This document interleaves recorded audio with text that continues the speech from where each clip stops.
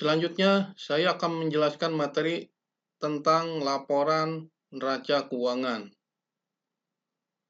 Laporan neraca keuangan ini merupakan laporan yang menjelaskan informasi terkait dengan posisi keuangan suatu entitas bisnis pada periode tertentu. Posisi keuangan yang disajikan di dalam neraca keuangan berisi tentang besaran aset, hutang, dan modal yang dimiliki oleh suatu bisnis. Dari definisi laporan neraca keuangan ini, kita akan mengetahui unsur-unsur apa saja yang ada di dalam laporan neraca keuangan. Setidaknya ada 3 unsur utama yang disajikan atau dilaporkan di dalam neraca keuangan. Yang pertama, unsur aset atau harta yang dimiliki oleh suatu bisnis. Yang kedua, yaitu unsur hutang atau kewajiban yang ada di dalam suatu bisnis. Dan yang ketiga, yaitu unsur modal atau ekuitas yang dimiliki oleh suatu bisnis. Baik, saya akan jelaskan satu persatu terkait unsur-unsur yang ada di dalam laporan neraca keuangan. Yang pertama yaitu unsur aset atau harta. Aset atau harta adalah kekayaan yang dimiliki oleh suatu bisnis atau perusahaan, baik yang sumbernya berasal dari hutang maupun modal yang disetor oleh pemilik bisnis atau pemilik usaha. Oleh sebab itu, setiap ada perubahan pada aset perusahaan, maka akan berakibat pada perubahan kewajiban, baik berupa hutang maupun modal. Aset ini dikelompokkan menjadi 3 bagian. Yang pertama, aset lancar atau sering disebut juga dengan current asset. Apa saja yang termasuk ke dalam aset lancar dari suatu bisnis?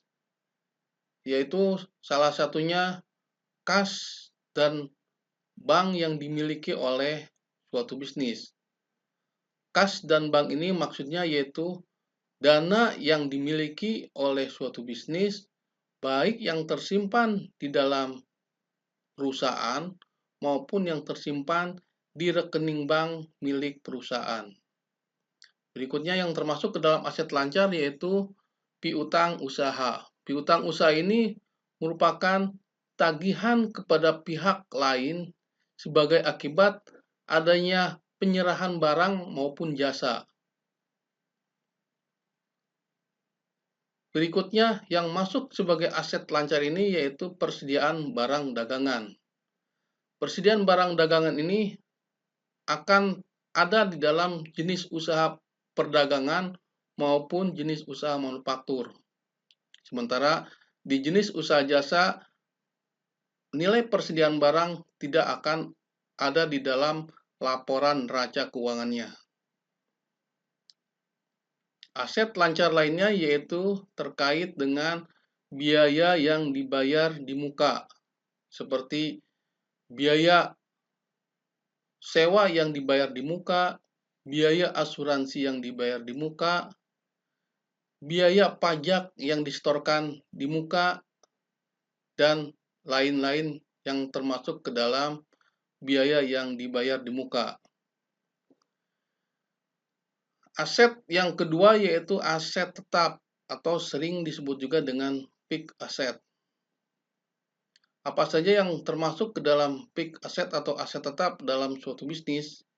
Yang pertama yaitu tanah yang dijadikan tempat usaha, gedung perkantoran atau gedung pabrik yang dijadikan tempat usaha, kendaraan operasional untuk kegiatan usaha, peralatan kantor dan peralatan pabrik yang dijadikan sebagai alat bantu dalam kegiatan usaha.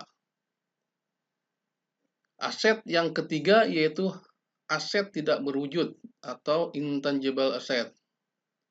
Apa saja yang termasuk ke dalam aset tidak berwujud ini, yaitu contohnya seperti hak paten, merek dagang, goodwill, software komputer yang dimiliki oleh suatu bisnis. Unsur yang kedua di dalam laporan neraca keuangan yaitu unsur hutang atau kewajiban. Hutang merupakan kewajiban yang dimiliki oleh suatu bisnis atau perusahaan terhadap pihak ketiga sebagai akibat adanya kepentingan untuk meningkatkan kegiatan usaha. Adapun hutang ini memiliki jangka waktu yang harus dapat dibayar atau diselesaikan. Setidaknya ada dua jenis pengelompokan hutang di dalam suatu kegiatan bisnis, yaitu yang pertama, hutang jangka pendek. Hutang jangka pendek ini rentang waktunya yaitu di bawah 1 tahun atau di dalam satu periode akuntansi. Apa saja yang termasuk ke dalam kategori hutang jangka pendek ini yaitu seperti hutang pembelian barang dagangan kepada pihak vendor atau supplier. Sering disebut juga dengan hutang usaha. Kemudian ada hutang gaji yang masih harus dibayar, hutang pajak periode yang sebelumnya, pendapatan diterima di muka, uang muka penjualan, dan lain-lain. Ini akan masuk sebagai kewajiban atau hutang jangka pendek. Yang kedua yaitu hutang jangka panjang.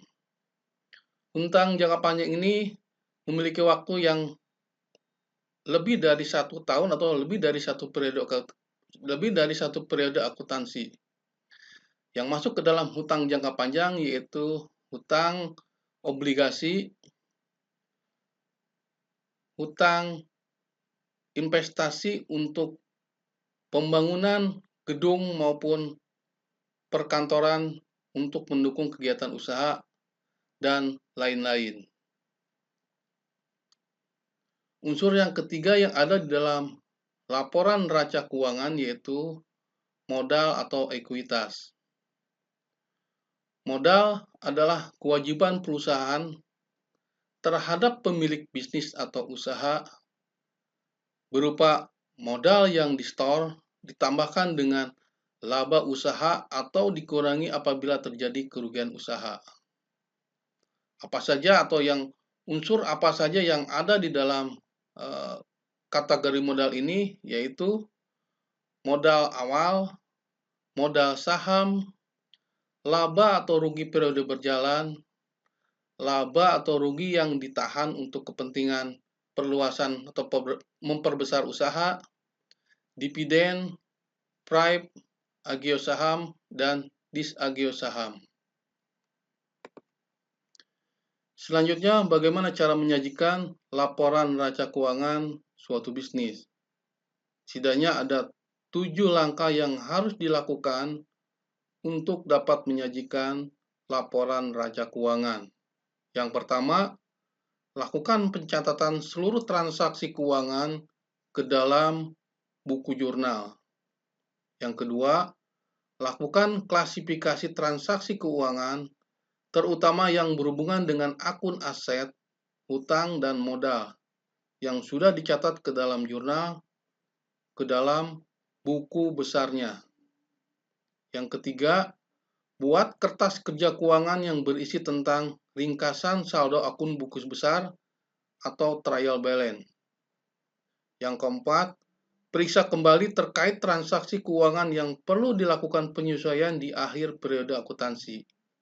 Yang kelima, lakukan jurnal penyesuaian terkait transaksi biaya dibayar di muka, biaya yang masih harus dibayar, pendapatan diterima di muka, beban penyusutan aset tetap, dan lain-lain. Yang keenam, buat saldo trial balance setelah dilakukan penyesuaian.